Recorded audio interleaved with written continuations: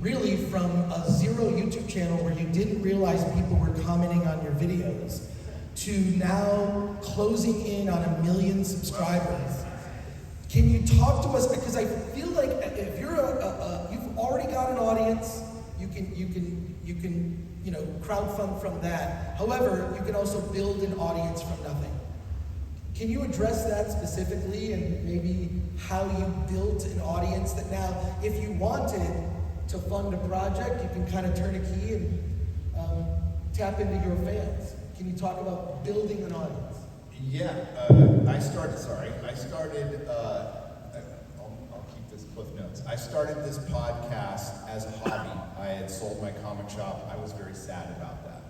So I wanted to keep my toes in the water of nerddom. So me and a friend started a podcast, and I never expected anybody to listen. It was always to be part of possibly a comic store later on. I had money to buy one.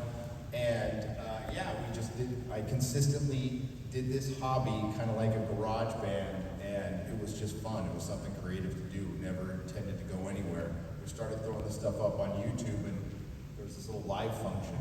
I'm like, oh, it'll be easier to record that, So it's like way easier than using Audacity, because I was just using free programs and stuff. It was pretty cheap and simple. Then all of a sudden, a few months in, a guy emails me, he's like, I've been trying to talk to you for 3 months. There's a chat that you can look at. And I'm like, really? No way. His name was Brian Smart, one of my first viewers and subscribers, and I love the guy for it. So over time, wow, I wish it's not easy. I'm going on 10 years of having this channel. It'll be the 10-year anniversary of it in January of 2024.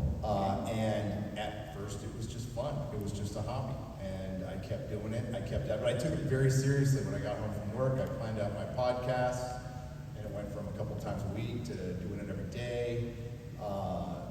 Doctor Who hit. I got a little mad about Doctor Who. That connected with a lot of people. So, and then, what happened to Hollywood has happened to Hollywood, and we're still seeing it now. I think why people like the channel and the team I brought on, because it's not just me, is authenticity. Just always be honest with your audience. I obviously am not afraid to make mistakes. I make them constantly on a live stream. I'm called a boomer for a reason.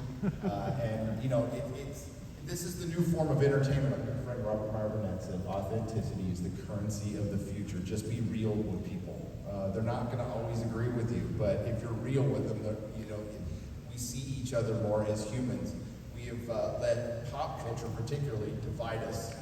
When this was Nerd Mecca.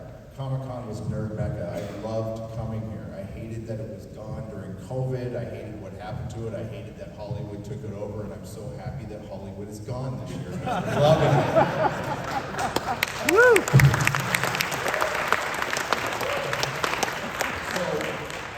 I guess, obviously the audience liked what they saw, and it's because I am honest with them, and I'm also not above them. I am the audience. I am a paying customer. I am a comic fan. I'm a movie fan. I'm a sci-fi fan. I'm a fantasy fan. I'm a fan of all these things, and I truly love them. And I hate to see them destroyed when they don't need to. When they used to, they've always brought people together. They've always been accessible. Nobody's keeping you out of a book. There's no lock on it. There's a lot of politics in books I don't agree with, but I enjoy the story.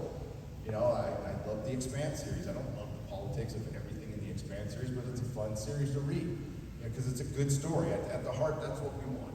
So I think that was it. As far as if we want to relate this to indie film real quick, what I do is a bunch of little documentaries. My videos are just mini documentaries that I get real-time feedback on, which is brilliant. To spoil a little bit of my next video, the end part's going to have a little speech from Douglas Adams. His last interview from over 20 years ago, like 5 days before he tragically died. And somebody asked him, because this man was prophetic, accidentally prophetic, whatever, the man can predict the future. He predicted the internet, he predicted all kinds of things. Well, he used this word interactivity, and it was such a new word back then. He's all, but that's what entertainment is going to be. He's all, and that's what it was.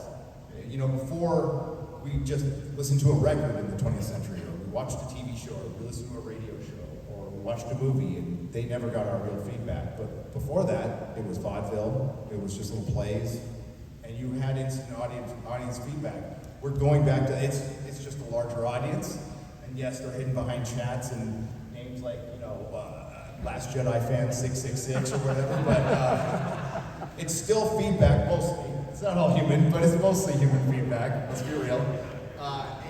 And I can make those videos based on the instant feedback I get and read. And yes, you can build the audience, but do not try to build the audience to use them as an ATM. They'll sniff that out, because the audience is smart. A lot of content creators, I'll stop taking so much time. A lot of content creators think they're smarter than the audience. We're dumb. We're mostly dumb. I'm dumb. I'm completely dumb. So if I can do this, anybody can do this. But listen to your audience, believe in your audience. They're smart. They're real people, and that's why it's really important to go out and meet each other as fans and remember that we're fans at heart. Hope that